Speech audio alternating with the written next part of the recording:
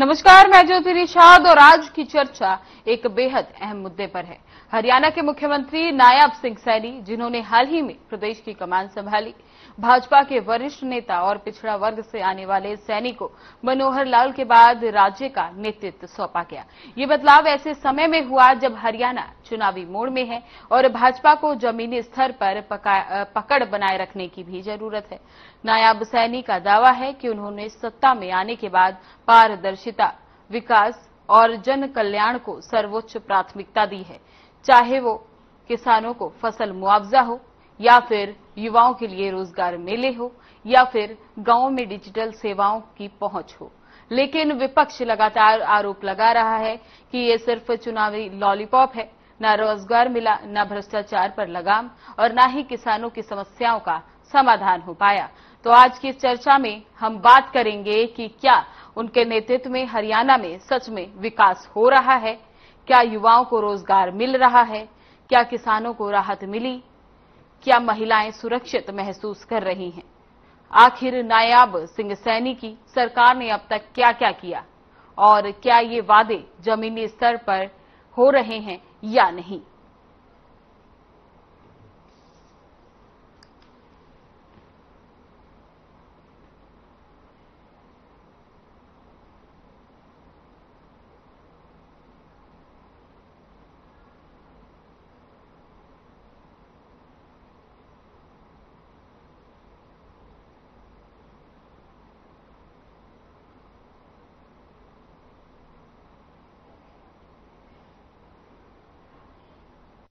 हमारे साथ हमारी इस चर्चा में हमारे साथ मेहमान जुड़ चुके हैं। बीजेपी से रामराजी जी शर्मा और कांग्रेस से नीरज गुप्ता हमारे साथ इस चर्चा में जुड़ चुके हैं। रामराजी जी, आपका बहुत बहुत स्वागत। नीरज जी, आपका भी बहुत बहुत स्वागत। मेरा पहला सवाल बीजेपी प्रवक्ता रामराजी जी आपसे रहेगा कि सीएम सैनी दावा कर रहे हैं कि हमने विकास कार्य किए हैं, तो ऐसा कौन सा विकास कार्य है जिसे आप ऐतिहासिक मानते हैं? देखो, मैं आपको बताना चाहूंगा, जिस तरह से केंद्र में विश्व के सबसे लोकप्रिय और ताकतवर प्रधानमंत्री आदरणीय नरेंद्र मोदी जी की अगुवाई में हमारा देश बहुत आगे बढ़ रहा है। रक्षा के क्षेत्र में हम आत्मनिर्भर होने जा रहे हैं। आर्थिक दृष्टि से हम बहुत मजबूत हुए हैं। हम विश्व के चौथे पायदान पर आ गए हैं। आगे दूसरे तीसरे पर बहुत जल्दी आने वाले हैं।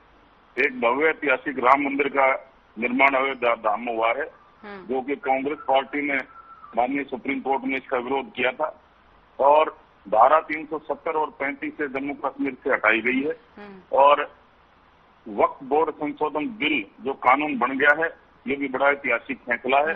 ये मैं समझता हूँ अपना आप में ऐसे फैसले हुए हैं, ऐतिहासिक फैसले, जिसका कभी हमने सपने में भी नहीं सोचा था।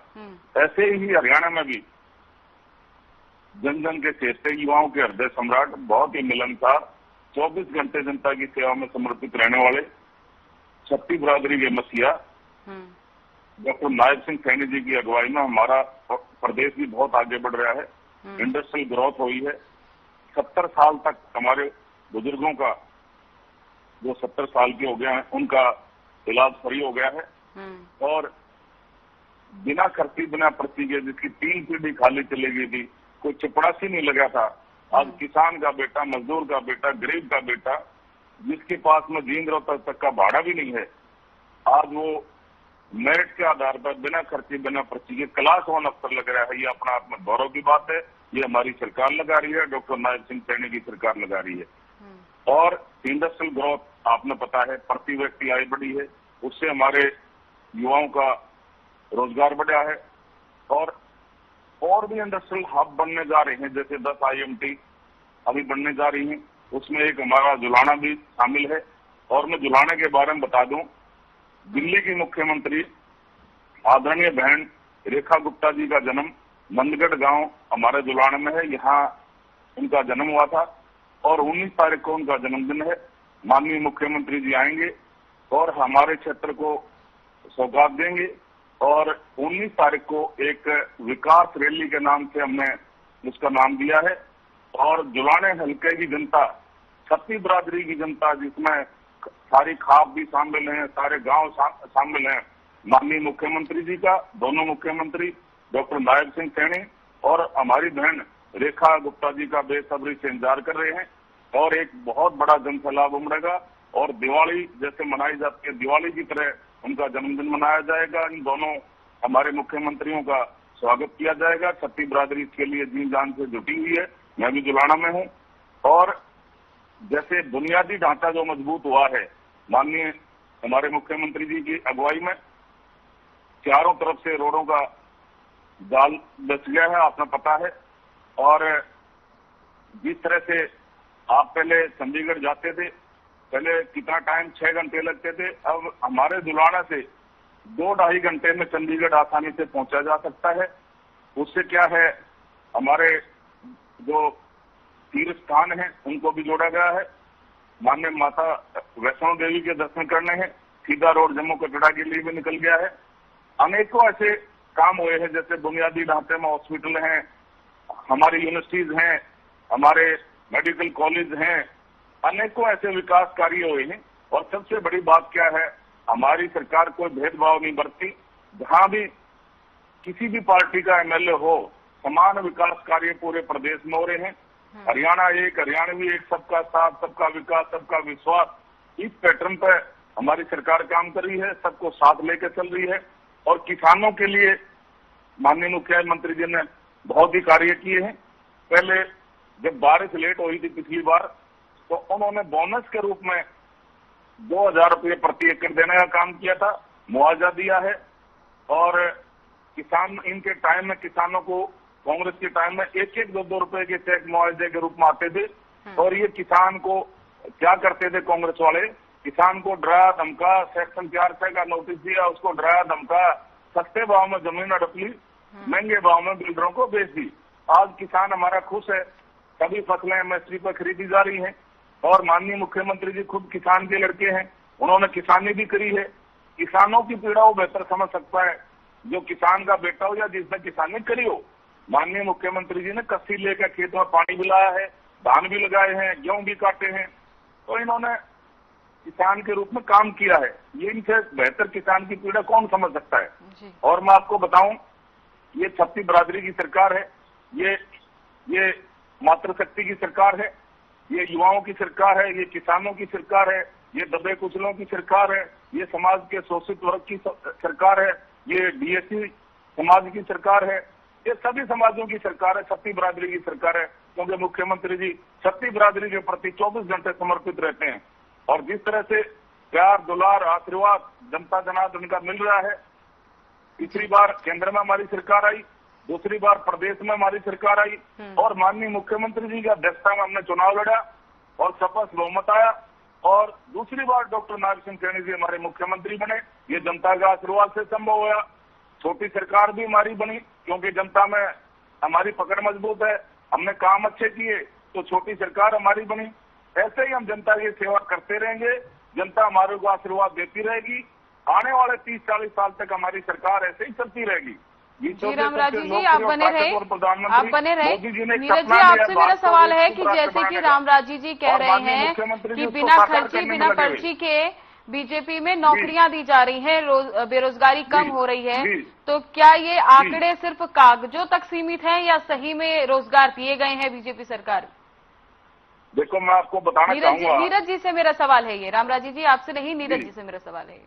देखिए, इनका एक रटा रटा डायलॉग होता है, केंद्र से मोदी जी प्रशंसा से शुरू होते होते बाद में नायब सैनी पे आते हैं। इनका रटा डायलॉग, इनकी डिबेट सुनता हूँ, वही बातें रटी डाई, कोई नयापन नहीं। मैं तो कमाल है भाई साहब, कैसे एक वर्ड को दोबारा याद कर लेते हैं एकदम। जैसे आपको जैसे किसी बच्चे को मुहावरा सिखाया जाता है, निबंध सिखाया जाता है, वैसे रटता है। कोई भी दाएं बाएं क्वेश्चन नहीं होता, वही रटा है वर्ड। देखिए, ये घोषणाई सरकार है, सिर्फ सौगात देते जाएंगे। इन सौगात देने चक्कर में मुख्यमंत्री खुद भूल जाएंगे आने टाइम में मैंने किस जिलों को क्या सौगात दी क्या नहीं। आज तक इलेक्शन की सौगात वो तो जनता को मिली नहीं, सिलेंडर नहीं मिला। आज तो बताइए कहाँ बहनों खाते में पैसे कब आएंगे? वो पुरानी सौगातें पूरी, नई सौगातें वो चक्कर में फंसा रहे हैं।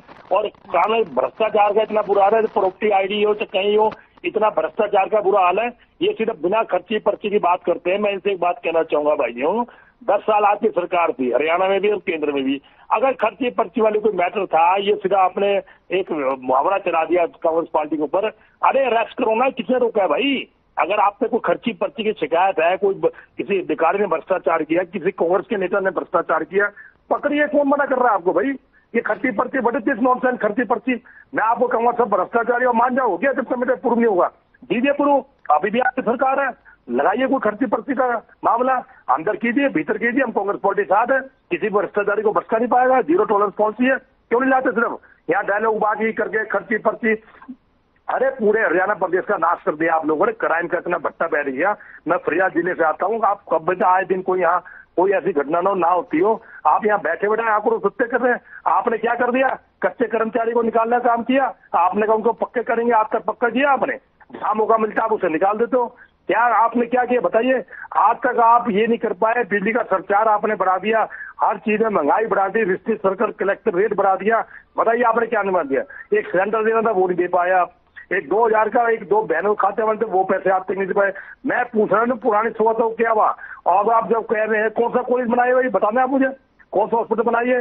दीदी में जाके ऐसे यहाँ डिबेट करके झूठे भगाते हैं। बताइए कौन सा कॉलेज बनाया आपने इन 5 साल 10 साल में? कौन सा आपने विश्वविद्यालय बनाया? कौन सा आपने बनाया? बताइए। रामराजू जी, नीरज जी के सवाल का जवाब दीजिए। जैसा इन्होंने बात किया नौकरियों पे, इन्होंने बात किया हमारी मातृशक्ति पे, हमारी बहनों के बारे में और लॉ एंड ऑर्डर पे। मैं तीनों बातों का जवाब देता हूं। इन्होंने लॉ एंड ऑर्डर की बात की। माननीय मुख्यमंत्री जी ने इस संदर्भ में 2-3 बार सभी उच्च अधिकारियों की मीटिंग ली थी, जिसमें हमारे मुख्य सचिव अनुराग रस्तोगी जी और गृह सचिव डॉक्टर सुमिता मिश्रा जी, मुख्यमंत्री के प्रधान सचिव खुल्लर साहब, डीजीपी साहब, सीआईडी चीफ, अन्य उच्च अधिकारियों ने भाग लिया था। और माननीय मुख्यमंत्री जी ने कड़े शब्दों में कहा था, अपराधियों या तो हरियाणा छोड़ दो या अपराध छोड़ दो या परिणाम भुगतने के लिए तैयार रहो। मैंने पुलिस को पूरी खुली छूट दे रखी है, पूरी छूट दे रखी है। हमारी पुलिस को अपराधियों से निपटना आता है और पुलिस वालों को भी चेतावनी दी थी, यदि कोई कर्मचारी ड्यूटी के दौरान शराब पीता पकड़ा गया या वर्दी के दौरान शराब पीता पकड़ा गया तो उसके खिलाफ सख्त से सख्त एक्शन होगा। और माननीय मुख्यमंत्री जी का इस बात पर असर हुआ है, इंप्लीमेंट हुआ है। अपराध के आंकड़े कम हुए हैं और इनकाउंटर भी हुए हैं और अपराधी बहुत मात्रा में पकड़े भी गए हैं। और इनके टाइम में ये भूल गए, ये हमारे को नैतिकता का पाठ पढ़ाते हैं। अरे याद करो गोहाना कांड, याद करो मृतपुर कांड। एक दलित की बेटी को बेचारी को जीता जला दिया था। आपको शर्म आनी चाहिए, आपको डूब के मर जाना चाहिए। गोहाना कांड याद करो, एक दलित भाई का सरेआम मर्डर कर दिया था। आप हमारे को नैतिकता का पाठ पढ़ाते हो। तंदूर कांड भूल गया आप? और राजस्थान में बेचारी बिटिया ने क्या कसूर किया था? बकरी चराने गई थी। और आपके उस टाइम के केंद्रीय मंत्री श्री प्रकाश जायसवाल हमारी बहनों के बारे में क्या बोलते थे, मैं वो शब्द बोल नहीं सकता। आप हमारे को नैतिकता पाठ पढ़ाते हो। और रही बात, इन्होंने बात किया था कर्मचारियों के बारे में। इनके टाइम में भर्तियां कैसे होती थी? परिवारवाद, क्षेत्रवाद, भाई भतीजावाद, जातिवाद। आदरणीय मनोहर लाल जी उस टाइम में मुख्यमंत्री थे। उन्होंने कहा पूरा हरियाणा मेरा परिवार है, पूरे हरियाणा के बच्चे मेरे परिवार के बच्चे हैं और मैं न्याय नहीं करूंगा और मेरिट के आधार पर नौकरियां दूंगा। उन्होंने दी और उसका फॉलोअप, उनका अनुसरण आदरणीय डॉक्टर नायब सिंह सैनी हमारे मुख्यमंत्री जी कर रही है। हमारे लिए गौरव की बात है। आज किसान का बेटा, मजदूर का बेटा, गरीब का बेटा, जिसकी 3 पीढ़ी खाली चलेगी, कोई चपरासी नहीं लगा था, जिसके पास में दिन रात तक का भाड़ा भी नहीं था, आज मेरिट के आधार पर बिना खर्ची बिना पर्ची के क्लास 1 अफसर लग रहा है। ये गौरव की बात है, ये हमारी सरकार लगा रही है। ये जिन कच्चे कर्मचारियों की बात करते हैं, इनके टाइम में ठेकेदारी प्रथा होती थी। मुख्यमंत्री अपने चेतों को ठेकेदार अपॉइंट करता था। वो क्या करता? पैसे लेके भर्ती करता, 2-4 महीने में 5 महीने में निकाल देता, ना उनका PF जमा करता, ना उनका सैलरी देता, फिर पैसे लेके भर्ती करता, फिर उसको निकाल देता। ये प्रथा थी। हमारी सरकार कौशल रोजगार निगम लेकर आई और माननीय मुख्यमंत्री जी ने चुनाव से पहले एक वादा किया था, भाई मैं पदभार बाद में ग्रहण करूंगा, पहले मेरे भाई बहनों को रोजगार की गारंटी दूंगा। माननीय मुख्यमंत्री जी एक स्पेशल विधेयक उनके पक्ष में लाए और उनको रिटायरमेंट तक रोजगार की गारंटी दी और ठेकेदारी प्रथा हमने बंद करी और 25,000 जो नौकरियां थी इनका भर्ती रोको गैंग ने रोक रखी थी। माननीय मुख्यमंत्री जी ने कहा था उनको मुख्यमंत्री के रूप में भाजपा ने अगला मुख्यमंत्री घोषित कर दिया था। उनकी अध्यक्षता में चुनाव लड़े और शपथ बहुमत आया, 48 सीट जीत का है। तब मुख्यमंत्री जी ने कहा था भगवान मेरे को मौका देगा, जनता आशीर्वाद देगी तो मैं पदभार बाद में ग्रहण करूंगा। देखिए मैं आपको युवाओं को नौकरियां दूंगा।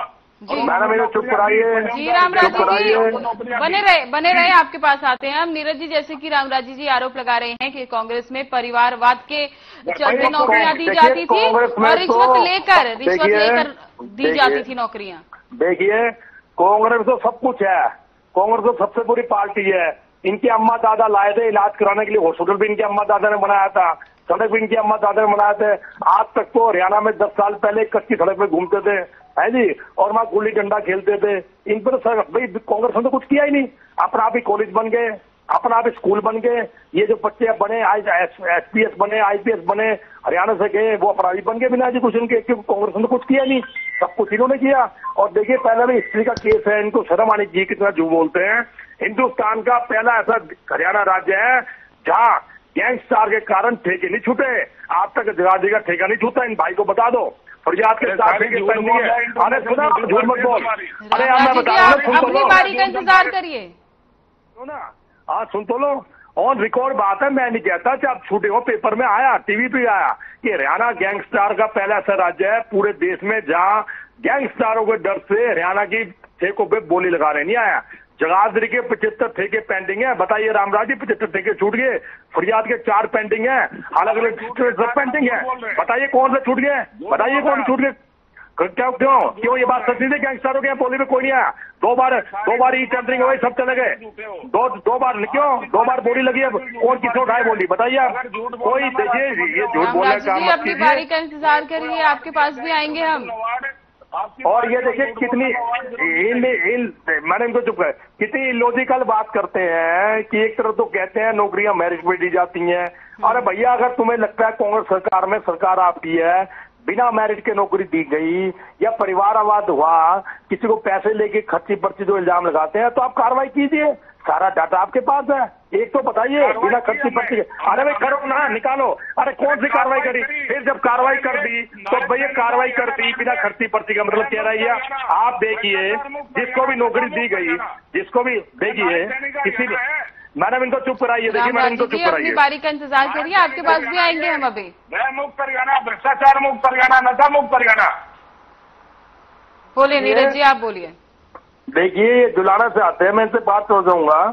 अगर जुलाने की तरफ, जीन की तरफ कोई सड़क बनती है, कोई विकास कार्य होता है, उसका फायदा क्या जुलानों को नहीं मिलता? ये बेतुकी बात करते हैं, हमारे पूर्व सीएम पे आरोप लगाते हैं, परिवारवाद का आरोप लगाते हैं। अरे भाई करनाल का क्या हाल है? करनाल से सीएम आते हैं, फिर करनाल को स्पेशल पैकेज क्यों दिया है भैया? जिसका गृह क्षेत्र होता है, हर सीएम अपने कार्य का विकास करता है। अगर आप कल को एमपी एमएलए बनोगे तो आप भी तो अपने क्षेत्र का विकास करोगे, नहीं करोगे? हाँ, आप पे अगर कोई नौकरी में घोटाला हुआ तो आप कार्रवाई कीजिए। मैं चैलेंज देता हूं आपको। हमारी सरकार के खिलाफ, हमारी पूर्व सरकार के खिलाफ, किसी मंत्री के खिलाफ भ्रष्टाचार घोटाला है, आप पे पूरा डाटा है। जब आप ये बता रहे हो परिवारवाद में नौकरी दी जाती थी या पैसे लेके दे के नौकरी दी जाती, बताइए उन अफसरों को नाम दीजिए, कौन से अफसर ने ऐसा काम किया और किनको कितनी नौकरी दी, मुझे डाटा दीजिए, मान जाऊंगा इस बात को। सरे आम झूठ बोल रहा है इसी बात से। अरे भाई देव ना, अरे भाई देव सरकार आपकी है, कौन मना कर रहा है भाई? कौन मना कर रहा है?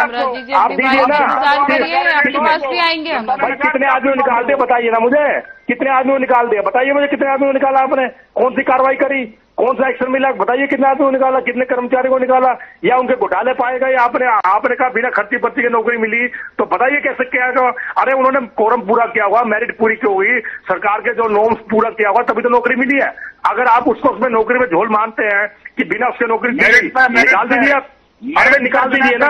अरे मैं अपनी सरकारी बात कर रहा हूँ, अरे अपनी बात कर रहा हूँ जो आप इल्जाम लगाते हैं। आप पूरी बात समझ नहीं रहे, मैं आपकी बात नहीं कर रहा। अगर आपको हमारी व्यवस्था में कोई कमी निकली, निकाल दीजिए नौकरी। वो कर्मचारी रिटायर कोई हो गए जो 10 साल पहले, 15 साल पहले भर्ती हुए, कोई रिटायर हो गए, उसमें 70% कर्मचारी तो आज भी हैं, उनकी जांच कीजिए। अगर आपको लगता है उनके पेपर झूठे हैं, कुछ झूठे हैं, कोरम पूरा नहीं हुआ, निकाल दीजिए। आपकी सरकार है, करते कुछ है नहीं, करेंगे कुछ, जानते पहुंच गए चीन। देखिए कोई वो कुछ नहीं है, ये सरकार, देखिए सरकार पूरी तरह फेलियर है, ये आगे डिबेट करते हैं, कोई ज्यादा दे नहीं पाते। हरियाणा में क्राइम व्यवस्था का बुरा हाल है, पूरे हिंदुस्तान ने दिखा है कि हरियाणा पहला ऐसा राज्य है जो गैंगस्टर के दावे 2 बार बोलने लगी और पूरे ठेके खाली गए, ये शक्ति से पता है। ये झूठ पे कितना ही बोल रहा हूं ज्योति जी, आपको भी पता है, ये ऑन रिकॉर्ड बात है, टीवी में भी और ऑन रिकॉर्ड बात है। अभी भी चेक कर लीजिएगा टेंडर छूटे नहीं छूटे यमुना करके, मैं बता रहा हूँ कितने टेंडर रहने, अगर डाटा मुझसे मांगी जी। तो नीरज जी बेईमानी सरकार है। बने रहे आप। रामराजी जी रखिए अपनी बात। देखो मैं बताऊं, अगर झूठ बोलने में कोई अंतर्राष्ट्रीय अवार्ड घोषित कराया जाए तो कांग्रेस पार्टी उस अवार्ड को जरूर जीतेगी। ये इंटरनेशनल झूठी पार्टी है, ये झूठ बोलने की इन्होंने मशीन लगा रखी है, इनके प्रवक्ता भी झूठ बोलते रहते हैं।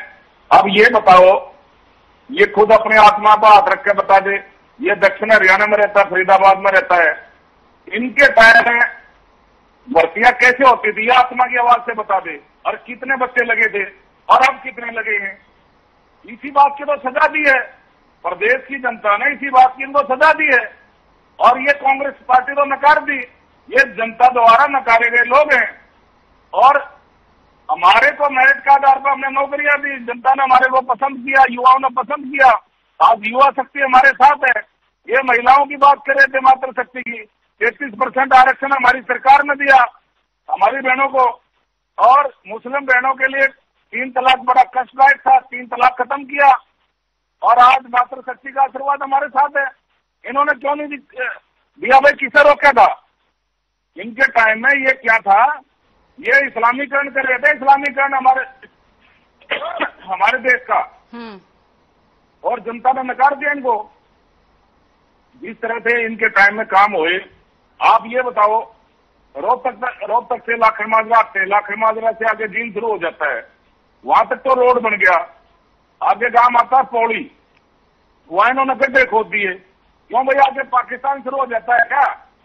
क्यों नहीं रोड बनाया, किससे रोका था? ऐसे गुहाना से आगे थोड़ा सा चलते ही आगे जींद शुरू हो जाता है, वहां गुहाना तक तो रोड बना दिया, आगे नहीं बनाया। क्यों नहीं भाई? हमारी सरकार में समान विकास कार्य पूरे प्रदेश में हो रहे हैं। हमारी सरकार चाहे एमएलए किसी भी पार्टी का हो, समान विकास कार्य करवा रही है वहां पर, क्योंकि पूरा हरियाणा हमारा परिवार है, पूरा हरियाणा के परिवार के पूरे हरियाणा के नागरिक हमारे परिवार के सदस्य हैं। ये सरकार हरियाणा एक, सबका साथ, सबका विकास, सबका विश्वास, इस पैटर्न पर हमारी सरकार चल रही है। मुख्यमंत्री जी हर जगह जाते हैं, जन से लाभ उमड़ जाता है, और जनता के बीच में रहते हैं, 24 घंटे जनता की सेवा में समर्पित रहते हैं। इनका खुद ही एमएलए बोलता है सेतिया सिरसा वाला, भाइयों में भगवान की सौगंध खा के कहता हूं, इतना बढ़िया मुख्यमंत्री ना तो आज तक आया था और ना आएगा। इनका एमएलए कह रहा है भगवान की सौगंध खा के एमएलए सिरसा सेतिया, भाइयों इतना बढ़िया मुख्यमंत्री ना तो हरियाणा में आया ना होगा। जी रामराजी जी होगा? बने रहे।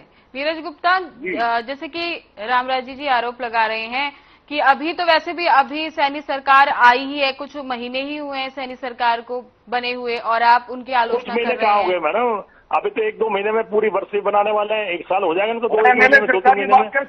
मैं बताऊँ आपको, मैं इनसे पूछना चाहूंगा, तो सारी बात जो आपने चुनावी घोषणा करी थी, मैं कह रहा हूँ मैंने इनको चुप कराई है। रामराजी जी अपनी बारी का इंतजार करें। मैं इनसे ये बात कहना चाहूंगा, चलो आप जो भी कार्य कर रहे हैं, जनता की भलाई के कार्य कर रहे हैं, जहाँ जनता का साथ चाहिए, जहाँ जैसे आप देखिए कांग्रेस सरकार हरियाणा सरकार के साथ है, जहाँ जनता के हित की बात है, जहाँ पानी का मामला था, कांग्रेस सरकार आपको साथ रही नहीं रही? बताइए, कांग्रेस सरकार ने आपका खूब साथ किया कि सिविल सेशन बुलाइए, विधानसभा बुलाइए, हम पंजाब सरकार के खिलाफ वो पास करेंगे, सबको पानी की जनता के हित में हम साथ नहीं है। लेकिन आप जो झूठ बोलते हैं, इतने आज तक वादे पूरे नहीं हुए, बताइए, आप बताइए सिलेंडर कब मिलेगा और बहनों के खाते कब पैसे आएंगे? वो आपने सबसे जिसके नाम पे वोट हटाए हैं, शक्ति रेवड़ी के नाम से आपने वोट हटाए हैं जनता से झूठ बोल के, आज 8-9 महीने को आगे मेरी बात को जवाब देना। आप ये बेकार की बातें करके रेखा गुप्ता का जन्मदिन बना रहे हैं, ये इलॉजिकल बातें। अरे भाई, कोई ना कोई किसी शहर में पैदा होगा, आप भी तो कल को पैदा होंगे, तो ये क्या लॉजिकल बात है? कि जुलाना से मैडम आती है, रेखा गुप्ता जी आते हैं, वहां जन्मदिन बनाएंगे। अरे कोई चाहे गरीब हो, चाहे अमीर हो, चाहे मुख्यमंत्री हो, चाहे नेता हो, जन्मदिन सबके मनाए जाते हैं। इसमें कौन सा बड़ी बात होगी? अब चीज चिल्ला लेने जी, हमारी जो रेखा गुप्ता जी जन्मदिन है। अरे भैया जन्मदिन आपका भी आता है। अरे सुन दो सही, अरे सुनो सही, अरे सुनिए ना। अरे भैया हरियाणा की है तो क्या हो गया? हरियाणा की आप नहीं है। अरे भैया तो हरियाणा की आप नहीं है। रामराजी जी अपनी बारी का इंतजार करिए। अरे भैया, अरे भैया, अरे हरियाणा के आप भी हैं, अरे हरियाणा के आप भी हैं, अरे भाई हरियाणा के आप भी हैं, हरियाणा के मैं भी हूँ, ज्योति जी भी हरियाणा के हैं, तो ज्योति जी जन्मदिन मना लेना। उनका जन्मदिन क्यों नहीं मनाते? वो सीएम इसलिए। आप देखिए बेकार की बातों का कोई नहीं है, लॉजिकल आप विकास की बात कीजिए। अरे विकास की बात कीजिए, सिर्फ आपके सीएम घूमते रहेंगे, आपके सीएम को, अरे भाई आपके सीएम को खुद नहीं पता उसे बोलना क्या क्या नहीं। देखिए आपके सीएम को सिर्फ घूमने का काम है। वो व्यक्ति 6 दिन में आने वाले 15 दिन में इतना कंफ्यूज हो जाएगा, उसे खुद नहीं पता होगा मैंने किस डिस्ट्रिक्ट के लिए क्या सौगात दी। मैं चैलेंज से कहता हूँ, मुझसे डिबेट करा लेना मुख्यमंत्री से, अगर 10 दिन बाद खुद ना भूल जाएंगे, खुद नहीं पता क्या सौगात दी। यहाँ महापंचायत में हुई थी, फरियाद में महापंचायत हुई थी, क्या क्या क्या बोल के आपको पता है? सुप्रीम कोर्ट का क्या नोटिस, क्या उनको जवाब दिया? जो लिखा पढ़ा दिया वो बोलते हैं, उनको बेवकूफ बनाया जाता है, सिर्फ बेवकूफ बनाया जाता है। उनको जो लिख के दिया था मुख्यमंत्री वही बोलते हैं, अपने विवेक से काम नहीं करते। जो हो नहीं सकता उसके लिए भी कहते हैं कि महापंचायत में तो नहीं होगी। अरे कोई बात नहीं, एडवोकेट क्या हो गया? अभी तो कभी किसान बताओ, कभी किसान बता रहा है, कभी और भाई, और भाई डिसाइड कर ले, कभी तो किसान बताओ। हेलो, समय की कमी होने के कारण हमें चर्चा को यहीं खत्म करना पड़ेगा। रामराजी जी बहुत बहुत धन्यवाद आपका। नीरज जी आपका भी बहुत बहुत धन्यवाद हमारे साथ जुड़ने के लिए। तो इस चर्चा में आपने देखा कि सिर्फ दावों से नहीं, जमीनी सच्चाई से विकास एक प्रक्रिया है। नायाब सिंह सैनी उस प्रक्रिया में कहां तक पहुंचे, ये तो वक्त और जनता तय करेगी। फिलहाल इस चर्चा में बस इतना ही। नमस्कार।